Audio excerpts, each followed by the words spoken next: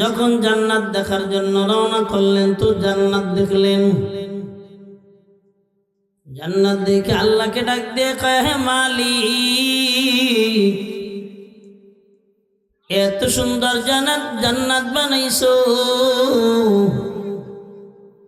যেই জান্নাত কোনো মানুষ কানে শুনে নাই, কোনো মানুষ অন্তরে অনুধাবন করতে পারবে না। এত সুন্দর জান্নাত তুমি আল্লাহ বানাইছো। সুবহানাল্লাহ। এই জান্নাতের কথা যারা শুনবে সব দলে দলে জান্নাতে চলে যাবে। নবীজি আমার ডেকে বলেন, ও ফেরেশতা,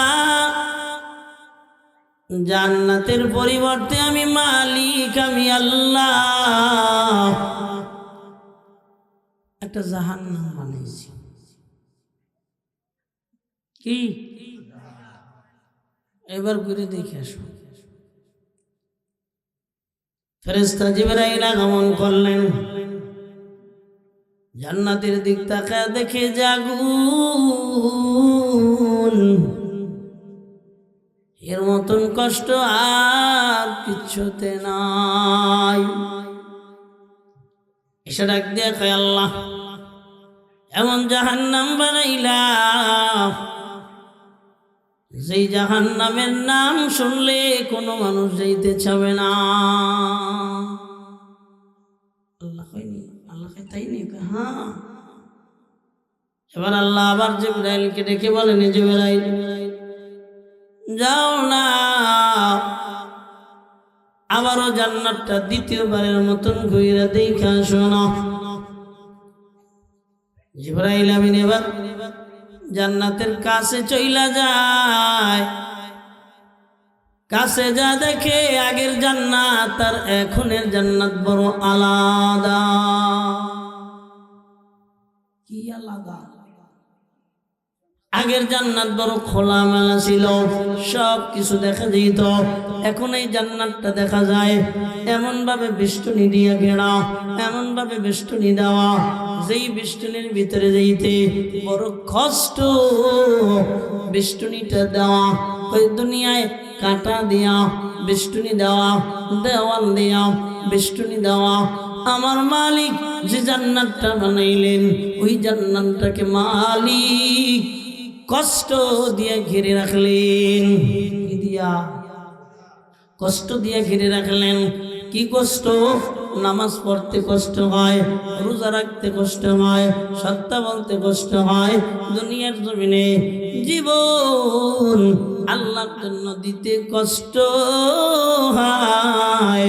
ও বাবাজি, আল্লাহর বান্দা, এই দুনিয়ায় হাজারো কষ্ট, এই কষ্ট দিয়ে জান্নাতটা ঘেরা।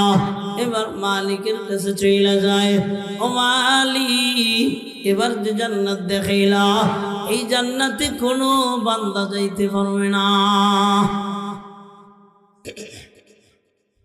এমনি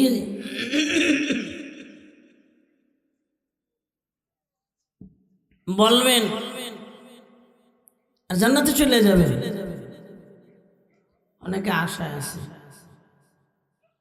অনেকে কিসে আছে, বাবাই পার করে নিয়ে যাবে। কথা কর না, ধরে কর না, ধর ধর, কোন রকম ধর, হ্যাঁ ধর। এই ফাইজলামি যারা করে ওরা বেঈমান হয়ে মারা যায়। কথা বলেন না কেন? এই ফাইজলামি যারা করে ওরা বেঈমান হয়ে মারা যায়। জিবরাইল আমিন ডেকে বলেন, মালিক, এমন জান্নাত বানাইলেন যে জান্নাতে ঢোকা সম্ভব না। এই জান্নাতে ঢুকতে হইলে জীবনটা দেওয়া লাগবে, ওই জান্নাতে ঢুকতে হইলে না খেয়ে থাকা লাগবে, ওই জান্নাতে ঢুকতে হইলে করাত দিয়া পারবে, খুব শব্দটি বলা যাবে না। ওই জান্নাতে ঢুকতে হইলে 950 বছর মায়ের খাওয়া লাগবে, খুব শব্দটি বলা যাবে না।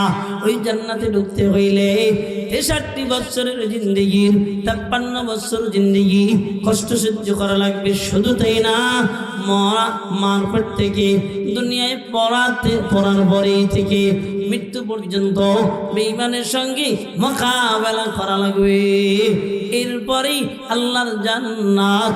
চিল্লা বলেন ঠিক কিনা?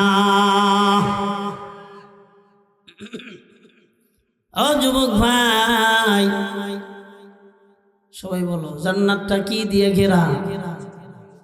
বলো বলো ভাই বলো। হ্যাঁ, জান্নাতটা কষ্ট দিয়ে ঘেরা। নবীজি এবার বলেন, আমার মালিক জিবরাইলকে ডেকে বললেন, হে জিবরাইল, আমার জাহান্নামটা বানাইলাম, ওই জাহান্নামটা একটু ঘুরে দেখে এসো না। জিবরাইল আমিন রওনা করলেন, এবার জাহান্নামের কাছে চলে গেলেন। জাহান্নামের কাছে যাইয়া আগের জাহান্নাম আর এখনের জাহান্নাম একরকম মনে হয় না। ওই জাহান্নামটা এমন আনন্দ দিয়া ঘেরা,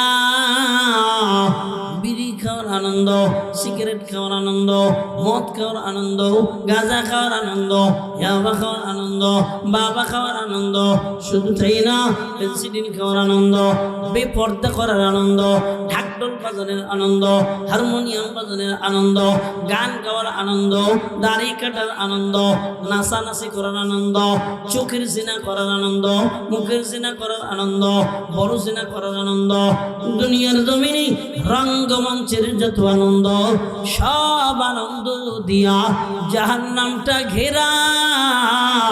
একটু চিল্লায়া বললেন না নাউযুবিল্লাহ। জিবরাইল আমিন এবার বললেন, আল্লাহ এগুলি দিয়ে বলা, আপনার দুনিয়ার জমিনে একটা গোলাম জান্নাতে যেতে পারবে না, সবাই জাহান্নামে চলে যাবে। ও যুবক ভাইয়ারা, হাদিসটা দিয়ে আমরা কি বুঝলাম? আমরা নামাজ না পড়ে আনন্দিত হই, এই আনন্দের পরই জাহান্নাম। আমরা বেপরদা কইরা আনন্দিত হই, এরপরই তো জাহান্নাম। সুদের খাতায় নাম লেখাইয়া আনন্দিত হই, এরপরই তো জাহান্নাম।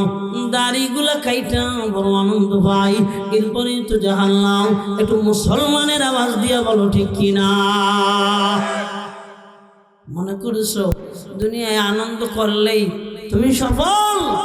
আল্লাহ কয় না, ফালিয়াদহাকু কালিলাও ওয়ালিয়াবকু কাসীরা।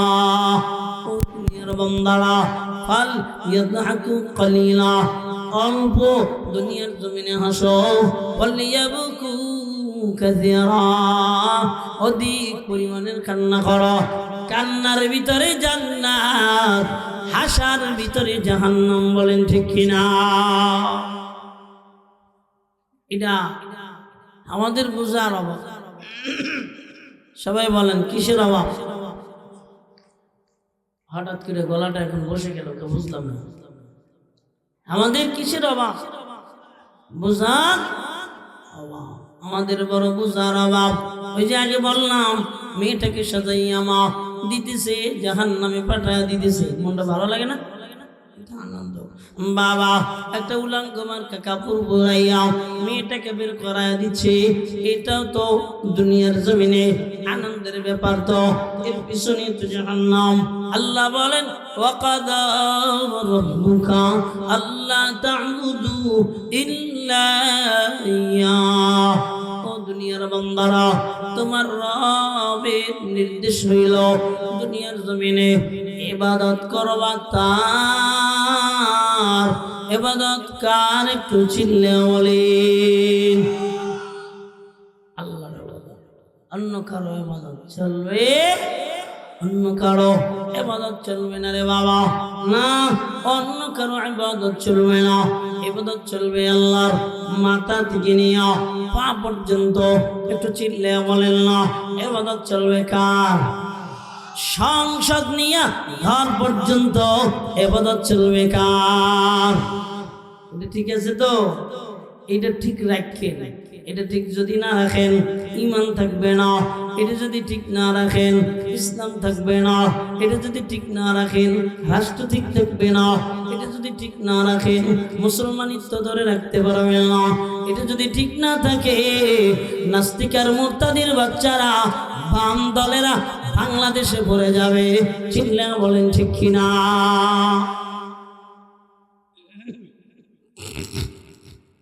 বুঝি না আমরা, বুঝি খালি আউন যাউন খাওন, আউন যাউন খাবো, আনা জানা খানা, আনা और জানা খানা। এছাড়া আমরা আর কিচ্ছু বুঝি না, কিচ্ছু বুঝি না। এছাড়া আমরা কিচ্ছু বুঝি না। এই বাবাজি আল্লাহর বান্দারা, একটু দিলটাকে বুঝাও, ইবাদত করবো কার? وقضى ربك ألا تعبدوا إلا إياه। ইবাদত চলবে আল্লাহর। ইন্নানি আনাল্লাহ লা ইলাহা ইল্লা আনা ফা'বুদনি ওয়া আকিমিস সালাতা লিযিকরি।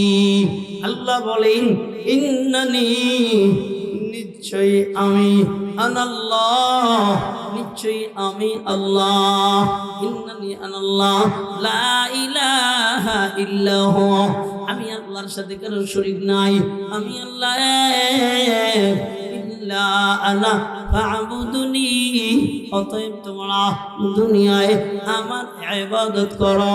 চিল্লা বলেন, কার ইবাদত করো? আল্লাহর ইবাদত করো। কি ইবাদত?